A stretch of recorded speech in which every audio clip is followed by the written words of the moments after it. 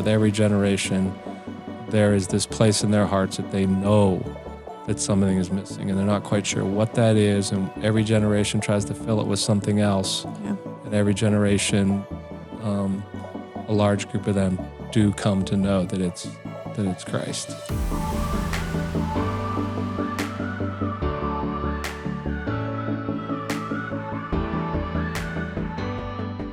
Hi, welcome back to another week of Behind and Beyond. I'm Allison, and this week I get to sit down with Pastor Scott as we dive deeper into a sermon from this past Sunday.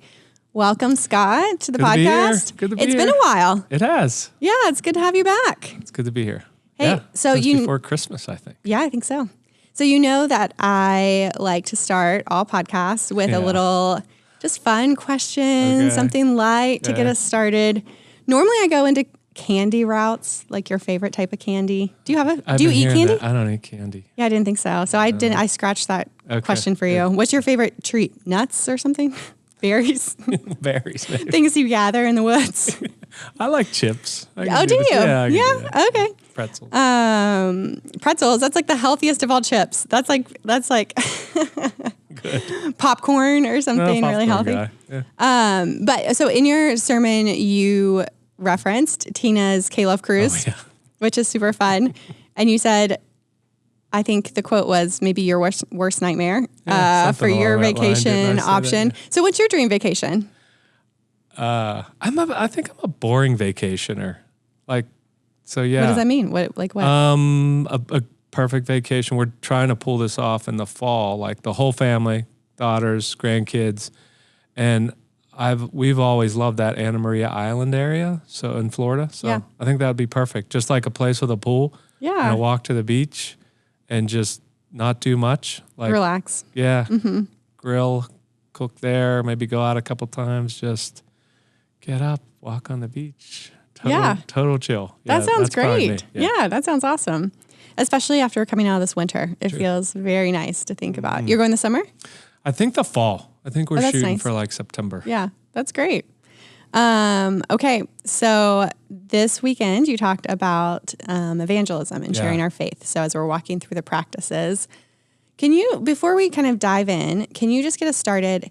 It was a live weekend. John often is like with me on the weekends that it's a live weekend. And so we've touched on this before, but just for people who are a little bit confused, who are like, why am I seeing Scott when I heard Pastor Vince preach the sermon, or whoever their campus pastor may be? Can you explain kind of how this weekend works? And I might confuse them more because this is the first time I've ever done was the writer for the live teacher. But I got the topic a long time ago, and first of all, get to that, but this topic is like right in my wheelhouse. If there's a few things I really like to speak to, it's generosity, it's sharing your faith, witnessing, those are some of my, so I get the topic, and then sort of my role is to get an outline out to the campus pastors almost 2 weeks ahead of time, which was difficult for me because I'm sort of like a write it at the last few days. So it made me really discipline me to. So I get them a couple of the major points, a couple of the scriptures that I'm going with. In this one, I did share some of the stories I was going to use so that it might help them. And then they get that 10 days or so out. They then completely deconstruct it and make it their own and put their stories in or change whatever points maybe don't fit what they would say. And then they create something that I would say is similar, but also completely different. But theirs. Yeah. I got a chance to listen to Brad's, and I thought wow, he did so much better than me. It was so good. No, it he is did not a so comparison. good. And, but he took my framework and turned it into something his and beautiful. Yeah. So then I'm then the one that goes online, but then they're all teaching live at their locations. Yeah. So you get to sit with me as the owner of the script. Yeah. Yay. Here today. You could sound a little more enthusiastic. You love this. Yay. We've got all kinds of surprise icebreaker questions for you as we go. Your favorite thing. Yeah.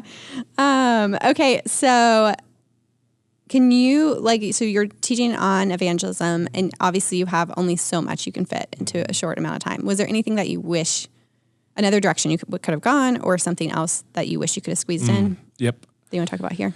Yeah, I mean, I think the part that I knew, I went into it knowing that I probably wasn't going to be able to get this was maybe some of like the how-to. Like I really tried to maybe inspire, convince, challenge people to get it on their radar, to get it on change their mindset, I talked about. And but I think there's a lot of like just great how-to material out there. And I would even go as far as to say, I think there's a lot of like how not to out there too, probably more important when it comes to having a conversation about faith with somebody. Like the word evangelism even comes with so much like stuff to unpack. Sure. I don't typically even use that word. I just use, talking to people about, the hope that I have or why I believe what I believe.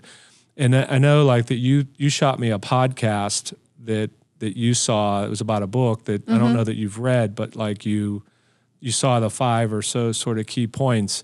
And when I saw that, I was like, yes. Like I would read that book without even reading that book. If that's the 5 key points, I would recommend that book because that's what I really believe. If I had the chance to dig into how to, I think there's some great how-to material out there that I've used in the past. And then again, so like what was I can just read it. So I would just for some context for everybody, I was listening to a podcast called The Resilient Pastor, which is maybe kind of a niche podcast just for people in ministry. But they were discussing Mark Matlock's book called Faith for the Curious. And he says that people who are not Christians were asked to imagine having a conversation with a Christian. What would be the ideal type of person they would be open to talking with and having a conversation with? And so they kind of ranked the top, they took all of these responses and kind of ranked what people were looking for in these conversations. And so they said that the top 5 things would be 1, that they would listen without judgment; 2, honest about their own doubts; 3, would not force a conclusion; 4, would care about me as a person; and 5, that they would allow others to draw their own conclusions. Like that is so good. Like all 5 of those to me would really fit well with the way that I like to talk to people about faith, not forcing the conclusion, like not going for the sale. So you want to pray the prayer right now? You want to pray it? Let's pray it. Like, come on, let's pray it. Like, always be closing. That feels like a car salesman, you know? Yeah. Are you sure where you're going to go after you've died tonight? What if you die in your sleep? You're going to go to hell? You're going to I can't stand any of that. So like that point is awesome. Like I've still got doubts, not doubts that would cause me to lose my faith, but doubts like, I think I was mentioning earlier, like I love this line from Mother Teresa. She said it and she just says, when I get to heaven, God has a lot of explaining to do. So if Mother Teresa could have that on her heart, like there's a lot of times stuff goes on that I'm like, I do not have an answer for that. Yeah. I'm sorry. I cannot figure out why God, but I trust that I'm not seeing what he's seeing. Yeah. So I think that type of book, that type of I don't know, like I was going to use the word strategy, but that is like a terrible word. Like just even that type of person. This is the type of person you want to be. Yeah. That's that sounds like somebody that would share their faith that way. It's just like a nice person. Yeah. Like, someone anyone would want to talk to, right? That's what you want. With. Yeah. Yes. Yeah. That's what, when I heard that, I just thought, oh, anyone can do this. You can just be a kind person. Like I think sometimes we get hung up because we feel like we have to have all of our apologetics down. We have to have all the answers, kind of be ready to give a defense. And this is just kind of saying, just talk to me in an authentic conversation. And I'm open to hearing your faith in that context, but not in a way that feels pushy or like this is,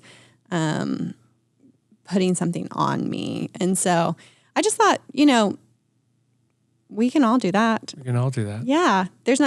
Be honest with your doubts, be honest with where you are, but also be honest with the hope that you have and the way the Lord has worked in your life and your story. And that feels very genuine. And I think sometimes with sharing your faith, what is so hard is that we want it to come quickly. Yes. And often it's a very, very, very long, slow so good, Allison. Living with somebody, like a process of like doing life with someone for a very long time, And you don't then know just what you are in that process. Sure, you might right. just be the person that the first Christian they ever met that wasn't whatever, or you might be the person that dispelled some of their thoughts on church. You might be just somewhere along that process, and it's not, to me, it's not a, God bless the people that can like maybe go out on a street corner and hand out tracts and and try to confront people, and I just, I don't know that that's effective, but if it is for someone, then fire up. But that's not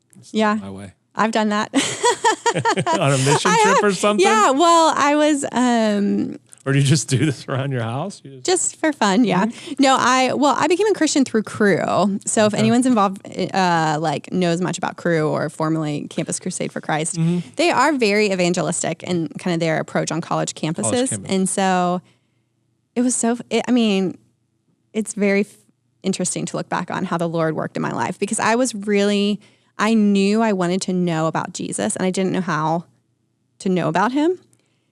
And so first day of college, so 2 girls from Cru show up at my door and they're like, hey, we're here to talk to you about Jesus. And I was just like, I have been waiting for you. Come in. And I gave them juice boxes and cookies my mom had made and sat. And looking back on it, it's so funny because they were so nervous and I didn't understand why. I was like, I've been wanting to know about Jesus for a long time and no one's told me. And I've just been waiting for you. And so they shared the gospel with me. Cru has kind of the track of 4 points, invited me to a Bible study. And I had a lot of questions and was super hesitant, but I was like, I'll go to your first meeting and check it out. So anyway, throughout that year, my freshman year of college, I did become a Christian and gave my life to Christ. And so part of being discipled is that you're learning how to share your own faith. So so they train you how to share your faith using the tracts, and you are then kind of commissioned out to go into the dorms to do the same thing. And I was just ready to go. I was so excited for someone to share the gospel with me that I couldn't imagine anyone would have any hesitancy to hearing this. I figured everybody was just sitting in their dorms waiting to hear the gospel. So I go and start knocking on doors, and it was a huge shock to me when people were immediately shutting the door in my face. So I had to rework my approach over the years, sure. I think I said that in my sermon that tragically, when folks sometimes become believers, within 5 years, they don't have any friends that are non-believers anymore. Yeah. And I have always found that at least a lot of times in student ministry, the kid that really goes away on a camp, or when I was volunteering with Young Life, comes back and man, they just had this experience and they now just want to follow. They're sharing it with everybody. Yeah. But there is that tendency for us, I think sometimes too, as maybe we get some no's and some doors pushed in our face, to shrink back. Yeah. And that's sad. Funny story about that, I will say though. There was this one girl who I just kept going to her door. I don't know why. I showed up one time and she seemed kind of nice and I thought she was kind of interested. She was not at all. She was actually, it turned out she'd been hiding from me. She was this crazy girl keeps knocking on my door. And because she later tells the story about hiding when I would come to her door. But eventually she decided to come with me to a study because I just I don't know, was so persistent. She ends up giving her life to Christ and was my maid of honor in my wedding and still one of my good friends. So it is funny how the Lord works, I think, in genuine.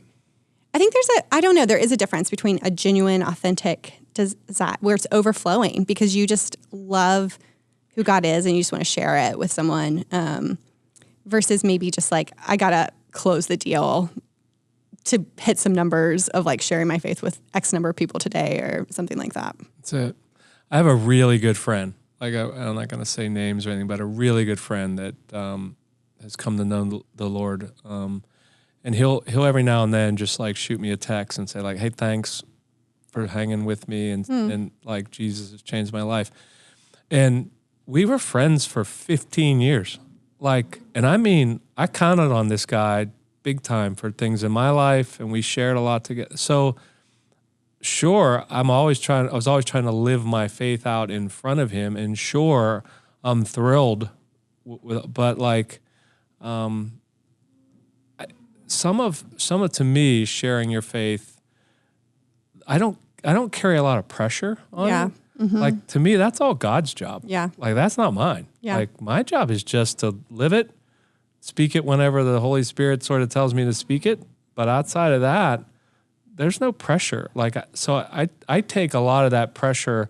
So maybe that's why knocking on doors would be a little bit, probably not my gig. Sure. But, yes. Yeah. like, just that slow, steady. And then the other thing, I wanted to make sure, like I said this somewhere in our time, was I didn't say it in the sermon, was I never look at these things as like people or projects. Yeah. Like, I'm going to just get to this point and then I'm going to do that. Like, they are friendships. Like, and if they meet the Lord, obviously, awesome. But like, that's only their heart. I can't change a heart. Yeah. Only God can do that. Yeah. So my part is, and then I've like gained so many great friendships along the way in some of the environments I place myself in that like we were talking about, I might have been just that person over here on the journey, and who knows where life's gonna take them. Especially with kids, like especially I love to get in the mix with younger people, and I don't know, like I just might have been something that planted a seed. 20 years from now, they're gonna. Yeah. Yeah. Yeah. So I was curious for you, because I think probably people can listen to you teach the sermon and think like, well, it's easy for him. He's a pastor, or, but I know about you that you're more of an introverted personality. You're not someone who's going to just like always assert yourself in large social situations. And so I am curious how this has become such a passion, because it does take a little bit of like courage in some situations. Intentionality. Yeah. Like, so how has it become a little bit? Could you walk us through how it's become a passion of yours, and maybe even how the Lord has worked on your heart in your own spiritual journey in this area? That's good. Definitely an introvert, but large crowds, all that just drain me, but as long as I have a chance to recharge, then I'm okay. But also large crowds in certain environments that I really like at a boxing event or something like that, I'm not overwhelmed there. Yeah. Like they're life-giving. So I try to place myself in environments that maybe non-believers will be at, but they're also environments that I really enjoy being in. So that might pull some of the introvert away. I mean, I think for me, my story, meeting Christ late in high school and being a really angry teenager with a lot of rage and a lot of stuff going on in my life that I wasn't necessarily talking to people about. That then when I went on that church retreat and heard the gospel for the first time, it was like, if this is true, I want it. So Lord, I'm going to put a marker down, but I'm going to also need you to reveal yourself. And then my story is so much of that rage just went away. Yeah. And so like people can challenge what it is I believe, but you can't challenge what I experienced. Like, this is my story. I was blind, but now I see. Like, I don't know how else to put it. Like, I was not in a good spot, and the Lord. So that I think wanting others to know that and to experience that, from family members to the volunteering that I was doing in church, or the volunteering that I was doing with Young Life, or the thing, like I just desperately wanted them to get a taste of what, and the joy that I was experiencing from this. Yeah. And that's just kind of continued. Just continued. Yeah. So Barna recently put out a study that said 7% of pastors would say their church is very effective at reaching unreached people, which very effective. I don't know what that means. Means. Yes, exactly. But that's not high. Nope. That's that's not very kind good. of bleak. Yeah. 7%. When you would think, the church is called to lots of things, but reaching unreached people is a giant part of that. So I'm curious how you would rate Northway, and what do you think some of our, maybe even our personal barriers are? I don't know how I would rate Northway. That's a great question. I think I put it in my sermon. So for those that, saw their campus pastor preach, I don't know if they used this, but I think I even said like bonus point or something. And I said, student ministries will only grow when the students own and share their faith. It's not about the fun that they're having at youth group or the really cool talk that the person did. It's typically when the students really begin to own it and invite their friends, that it not only will it just grow in numbers, it'll grow in impact. And I feel the same way about the church in general, that any church, I think, that's making a kingdom impact locally or globally, it's because the people there really do own their faith. It's not about the personality of the pastors or the cool worship or anything else. It's that they have truly grabbed a hold of their faith and that they're excited to make sure that they're sharing that with someone else. Yeah. And then if that results in bringing them, that's when the impact happens. So I sense that a lot of churches lost a bit of that evangelism edge during COVID. And it's just natural, right? Like we weren't just gathering. turned inward. And they did. And it was uncomfortable there for a season, even coming out of it, to invite people to church because you're not sure where people were with crowds and all that. So I get it. So I don't know whether I'd say we've got it back. I'm a real fan. Oh, it's shocking. I'm a fan of Northway. It's a shocking statement. I am such a fan of Northway because I believe that we need lots of different styles of churches, because churches that have different focuses and vision are going to reach. So I never want to ever put another church down. That's the God-given vision that church has. So why would I throw stones at that? Go, carry it out, crush it. But I love that Northway has this, I think depth in worship and in teaching and in rooted and a lot of the groups. So there's a depth there. But there's also what I would say a real open door, come as you are. And if you're not there, cool. Come, experience, be curious, ask questions, let us come alongside you. I don't believe that we are, overwhelming people with sin and judgment. And so I think I found Northway to be a sweet spot to invite people to. I've never hesitated inviting any age, any person, whatever the background, to Northway to come check it out and to come here. And I'm hoping that what they've seen in the way that I'm living my life is going to match what they experience when they come to church. So where's Northway at? I mean, right? I think I just preached on it, change our mindset. I think there's still a lot of people that think that's something for other people or for certain people and optional for them. I don't believe it is. And I think we have to be a lot more intentional about being where people, I really like the title of that guy's book. He said curious, because I don't know how we're going to do with somebody that is just, aggressively. And I mean, you can do what you can do there and I'm not going to shy away from that, but I'm not looking to have an argument with anybody about it or a conflict or name call. So, I think that if everybody would just start living a style that might get a curious person to ask a question.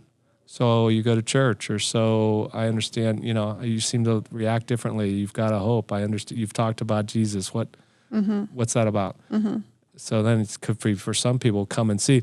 The pastor part has advantages and disadvantages. Yeah. Right? There's advantages to being a pastor, sharing your faith. Yes. Because, right, but there's also, I get a complete turnoff right away by some people. Hard to go to a party. It's a real downer when people ask what you do. When I do a wedding sometimes, and in the beginning when I would do weddings, I would always be they invited me to the wedding, so I did the wedding, and now they're inviting me to the wedding, staying for dinner and dancing and should I go? And when I first was doing weddings, I'd I should go, I should go. But they'd seat me at the weirdest table. It would be with their really hyper-religious relatives, or they'd seat me with their furthest person from God relative that they thought maybe. On this person? Exactly. They would say, could you? So I don't go to many of their wedding receptions. I stick to but because the pastor thing can just shut it down pretty quick. Even as you were talking, I was thinking, we talked about kind of just being a thoughtful person who listens without judgment and is honest about your own doubts. It is helpful, though, if you do have some sort of, I think, scaffolding for what the gospel is, just some general, like, if someone asked me how to know Jesus, how would I articulate that to someone? And we do have on our website, there is maybe we can link it in the notes, but there is a place that talks about how to follow Jesus. And it's kind of got just like 4 points of how to walk through it yourself if you're curious about how to follow Jesus. But it's also good if you're kind of trying to work through how would I articulate the gospel to someone. So maybe we can link that here if anyone's curious. Yeah. Okay, with a little bit of time we have left, I'm curious. I'd like to talk about Gen Z because I know you also love young people.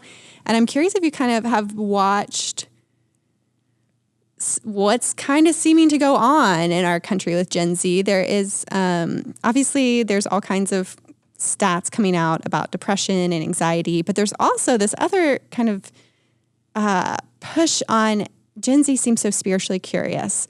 And we had the Asbury revival. When was that, like 2 years ago? Mm-hmm.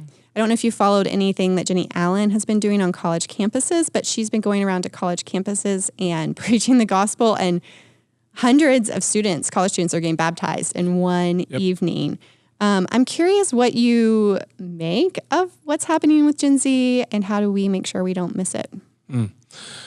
Yeah, I don't know if you paid attention to like the Ohio State football team that won the national championship.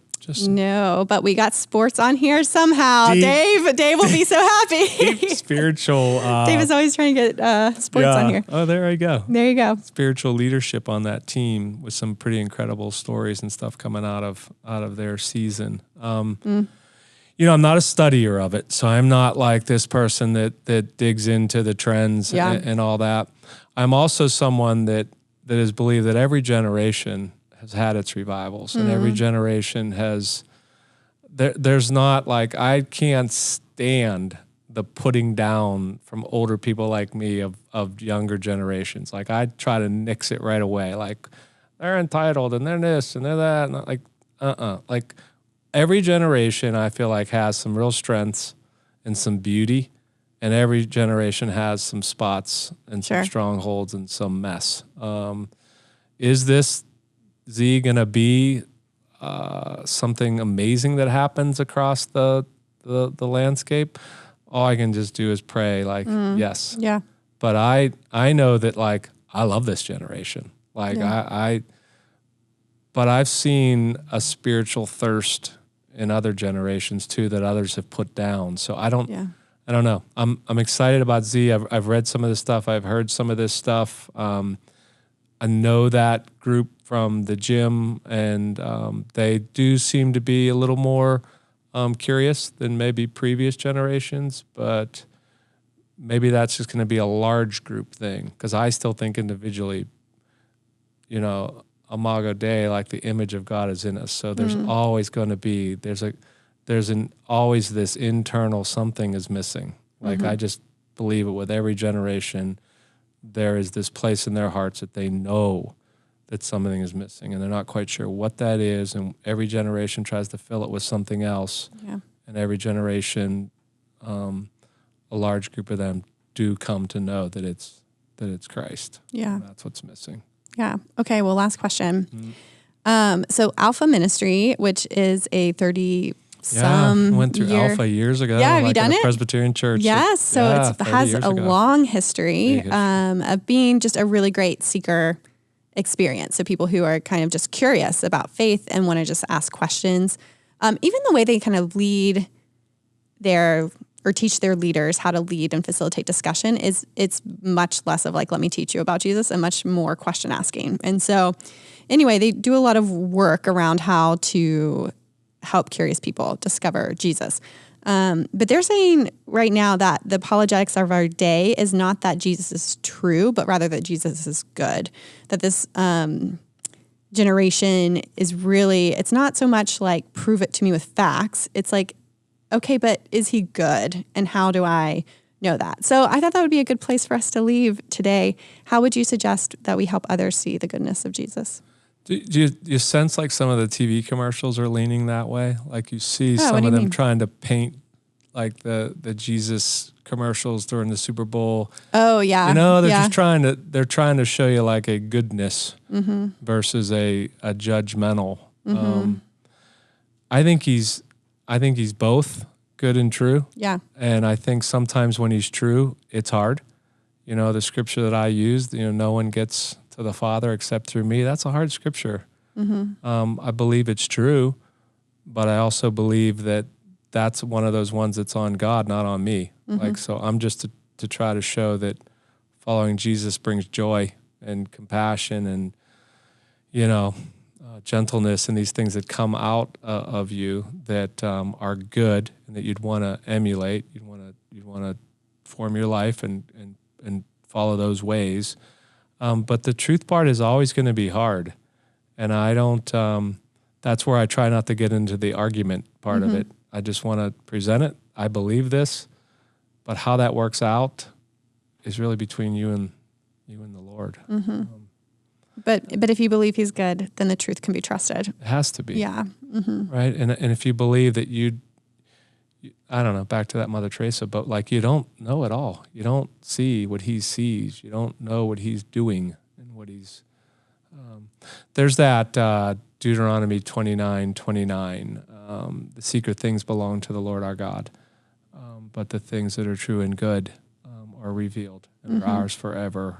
Yeah, I might have misquoted exactly that, but I love that text because I do believe that thank goodness there's secret things. Like if we know it all, then we're God's, and so we have to trust the fact that there are secret things that belong to the Lord. But when that text says, "But the things revealed," well, what's revealed is Jesus. Yeah. So he's been revealed, and that we can trust that, and we can pass that on to generations. I think is how that text ends. But so to me, like that's the balance of good and true. Like I can trust that God knows things that I don't know, but I can also trust and see the things that are good.